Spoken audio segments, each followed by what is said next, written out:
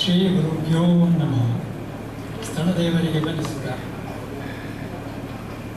ವೇದಿಕೆಯಲ್ಲಿರುವಂತಹ ಎಲ್ಲ ಗಣ್ಯರಿಗೆ ಮತ್ತು ಈ ಕಾರ್ಯಕ್ರಮದ ಸಂಯೋಜಕರಿಗೆ ಮತ್ತು ಇಲ್ಲಿ ಸೇರಿದಂಥ ಎಲ್ಲ ಕಲಾಭಿಮಾನಿ ಬಂಧುಗಳು ಎಲ್ಲರಿಗೂ ನಮಸ್ಕಾರಗಳು.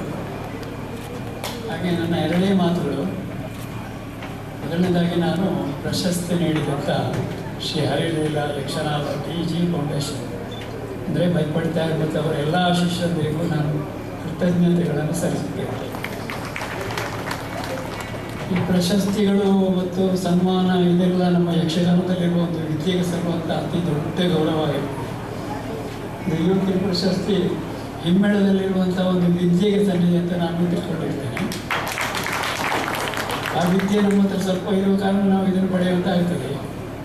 ಇವತ್ತಿನ ಈ ಪ್ರಶಸ್ತಿ ಇವತ್ತಿನ ವಿಶೇಷ ಏನಂದರೆ ನನ್ನ ಯಜಮಾನದಲ್ಲಿ ಕೊಡಲಿ ಅಮ್ಮನವರು ಕೊಡಿಸಿದಂಥ ಪ್ರಶಸ್ತಿ ನನಗೆ ಅವರ ಕೈಯಲ್ಲಿ ಕೊಡಿಸಿದ ಪ್ರಶಸ್ತಿ ಅಂತ ನಾನು ತಿಳ್ಕೊಳ್ತೇನೆ. ಮತ್ತೊಂದು ಈ ಪ್ರಶಸ್ತಿಯಲ್ಲಿ ವಿಶೇಷ ಏನಂದರೆ ನಾನು ಶಿಕ್ಷಕನಾದ ನನಗೆ ಶಿಕ್ಷಕ ಗುರುಗಳು ದಂಪತಿಗಳ ಆಶೀರ್ವಾದ ಕೂಡ ಈ ಪ್ರಶಸ್ತಿಯಲ್ಲಿ ಇರ್ತದೆ. ಅವರ ಎಲ್ಲ ಶಿಷ್ಯಂದಿರ ಪ್ರೀತಿ ಕೂಡ ನನಗೆ ಅಂತ ನಾನು ತಿಳ್ಕೊಂಡಿರ್ತೇನೆ. ಈ ಶಿಷ್ಯಂದಿರ ಪ್ರೀತಿ ಅಂದರೆ ಅವರು ಹೇಳಿದರು, ಅದು ನನಗೆ ಒಂದು 58 ವಯಸ್ಸಿಂದಲೇ ಮರೆಯಲಾರದೆ. ಈ ಶಿಷ್ಯಂದಿರ ಪ್ರೀತಿ ಅಂದರೆ ಎಲ್ಲಿ ಹೋಗಿ ಕೂತುಕೊಳ್ಳಿಗೂ ಕೂಡ ಗೊತ್ತಿಲ್ಲ. 2 ಕ್ಲಾಸಿಗೆ ಬಂದವರು ಕೂಡ ರೋಡಲ್ಲಿ ಹೋಗುವಾಗ ಕೂಡ ಕಾಲು ಮುಟ್ಟಿ ನಮಸ್ಕಾರ ಮಾಡೋದು. ಎಲ್ಲಿಯೇ ಆಗಲಿ ಒಂದು ಮದುವೆ ಫಂಕ್ಷನ್ಗೆ ಹೋದ್ರೆ ಮೂಲೆಯಲ್ಲಿ ಕೂತರು ಗುರುಗಳು ಹತ್ತಿರ ತಮ್ಮ ಗುರುಗಳು ಬಂದು ಎಲ್ಲ ಅದು ಬೆಲ್ಲಕ್ಕೆ ಇದು ಇರುವ ಸೇರಿದ್ದಾರೆ. ಮತ್ತು ಗುರು ಶಿಷ್ಯಂದಿರ ಸಾಕಾರವಾಗಿ ಮರೆಯಲಿಕ್ಕೆ ಸಾಧ್ಯ ಇಲ್ಲ. ಅದೊಂದು ದೊಡ್ಡ ಅನುಭವ ಅದು.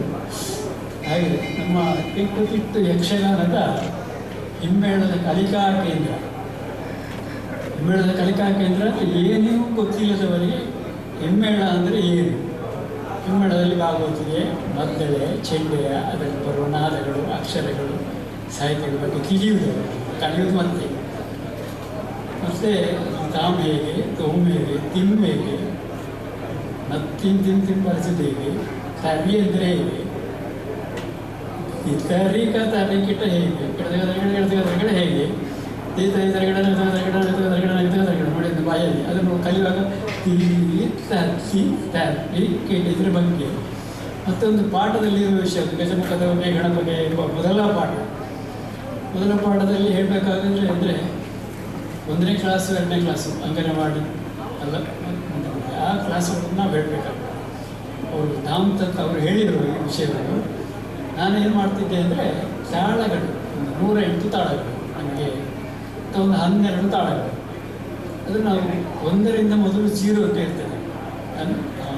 ತತ್ತ 1 ತತ್ತ 2 ಹುಡುಗಿಯಲ್ಲಿ ತಕ್ಕಿಟ್ಟ ತಕ್ಕ ತಿಂಗಿ ತಕ್ಕಿಟ್ಟ ಹಾಗೆ ಹೇಳಿದ ಕೂಡಲೇ ಅದು ಗಜಮುಖದವರಿಗೆ ಹಾಗೆ ತಗಿಟದಗದಿಮಿ ನೋಡಿ ಅದು ಬಿಡಬೇಕಾಗ್ತದೆ. ಅಂದರೆ ಮುಂದೆ ಇಲ್ಲಿ ತುಮಾಲಿನಿ ಮಹಿಷ ರೂಪದಲ್ಲಿ ಹೇಳಬೇಕಾಗ್ತದೆ. ಹಾಗೆ ಒಂದು ಕರದೋಳು ಪರೀಕ್ಷೆ ಎಂಬ ಪದ್ಯದಲ್ಲಿ ಸೈಲ ನಾನೆಂಬುದು ಒರೆಯ ಮಾತಲ್ಲ ಜೀವ ನೋಡಿ ಈ ಪದಕ್ಕೆ ಕೂಡ ವರ್ಣಿಸಬೇಕಾಗ್ತದೆ. ಬರೀ ಕರದೋಳಿಗಲ್ಲ, 2ನೇ ಕ್ಲಾಸಲ್ಲ, ಅಲ್ಲಿ 8ನೇ 9ನೇ ಕ್ಲಾಸನ್ನು ನಾವು ಮಾಡಬೇಕಾಗ್ತದೆ. ಅಲ್ಲಿಗೆ ಮುಗಿಯುವುದಿಲ್ಲ ಮತ್ತು ಕೂಡ ಇರ್ತದೆ. ಹಾಗೆ ಅಲ್ಲಿ ಮೃದಂಗದೊಳಗಡೆ ಇದನ್ನೆಲ್ಲ ನಾವು ಕಲಿಯಲಿಕ್ಕೆ ಬಂದವರಿಗೆ ಮೊದಲ ಪಾಠ ಆದರೆ ಮೊದಲನೇ ಪಾಠ ಗಜಮುಖದವ ಇರ್ಬೋದು. ಹಾಗೆ ಒಂದು ಪಾಠಗಳು ತುಂಬ ಉಂಟು, 10 ಪಾಠಗಳು. ಅದರಲ್ಲಿ 2ನೇ ಪಾಠ ಜಂಪೆ ತಾಳ ಇರ್ತದೆ ಉದಾಹರಣೆಗೆ. ಹಾಗೆ ಒಂದು ಪಾಠದಲ್ಲಿ ನಿತ್ಯವೇಷ, ಪೂರ್ವಾರ್ಥ, ಉತ್ತರಾರ್ಥ, ಮುಖ್ಯ ಶ್ರೀವೇಷ, ಪೀಠಿಕೆ ಶ್ರೀವೇಷ, ಇದರ ಬಗ್ಗೆ ಎಲ್ಲ ಪ್ರಾರಂಭದಲ್ಲಿ ತಿಳಿಯುವುದು ಮತ್ತು ಕಲಿಯುವುದು. ಕಲಿತಾದ ಮೇಲೆ ಪ್ರಯೋಗಗಳು. ಈ ಸರಿಯಾಗಿ ಕಲಿಯೋದು ಪ್ರಯೋಗ ಮಾಡಲಿಲ್ಲ ಅದು ಉತ್ತಮ ಅಂತ ಆಗ್ತದೆ.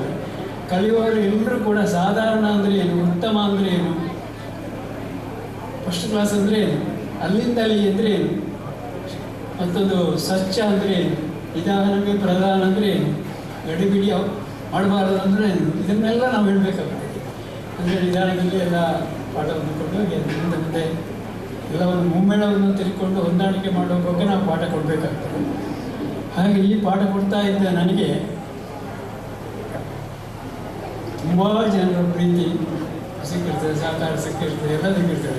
ಹಾಗೆ ನನಗೆ ಸಿಕ್ಕಿದ ಗೌರವ ಪ್ರಶಸ್ತಿ ಇರಲಿ, ಯಾವುದೇ ಕಡೆಗೆ ಇರಲಿ, ಇದು ಶಿಷ್ಯಂದಿರ ಕೊಟ್ಟ ಉಂಗುರ ಇರಲಿ, ವೇಷ್ಟಿಗಳಿರಲಿ, ಇದಿರಲಿ, ಎಲ್ಲ ಇರಲಿ, ಆದರೆ ಎಲ್ಲ ಕೂಡ ನನಗೆ ನನ್ನ ತಂದೆಯವರ ಆಶೀರ್ವಾದದ ಬಲದಿಂದಲೇ ಸಿಕ್ಕಿತು. ಹಾಗೆ ನಮ್ಮ ಮನೆ ದೇವರ ಅನುಗ್ರಹ ಅಂತಲೂ ನಾನು ತಿಳ್ಕೊಂಡಿರ್ತೇನೆ. ಹಾಗೆ ಗುರು ಹಿರಿಯವರ ಆಶೀರ್ವಾದಗಳೊಂದಿಗೆ ನಮಗೆಲ್ಲರಿಗೂ ಶ್ರೀ ದೇವರ ಅನುಗ್ರಹ ಸದಾ ಇರಲಿ. ಹಾಗೆ ಈಗ ಕಲಿಯುತ್ತಿರುವ ಎಲ್ಲರಿಗೂ ಮುಂದೆ ಉತ್ತಮ ರೀತಿಯಲ್ಲಿ ಕಲಾ ಸೇವೆ ಮಾಡುವಂತಾಗಲಿ ಅಂತ ದೇವರ ಅವರಿಗೂ ಶುಭವನ್ನು ಹಾರೈಸುತ್ತಾ, ಯಕ್ಷಗಾನವು ಒಂದು ಉತ್ತಮ ರೀತಿಯಲ್ಲಿ ಬೆಳೆಯುತ್ತಾ ಇರಲಿ ಅಂತ ನಾನು ದೇವರಲ್ಲಿಯೂ ಪ್ರಾರ್ಥಿಸುತ್ತಾ, ಹಾಗೆ ಯಕ್ಷಗಾನ ಕಲಾಭಿಮಾನಿಗಳಿಗೆ ಎಲ್ಲರಿಗೂ ಯಕ್ಷಗಾನದ ಕಲೆ ಮೇಲೆ ಸ್ವಲ್ಪ ಸ್ವಲ್ಪ ಪ್ರೀತಿ ಜಾಸ್ತಿ ಆಗುತ್ತಾ ಹೋಗಲಿ ಹೇಳ್ತಾ ಎಲ್ಲರಿಗೂ ಶುಭವನ್ನು ಹಾರೈಸುತ್ತಾ ನನ್ನ ಎರಡೇ ಮಾತುಗಳನ್ನು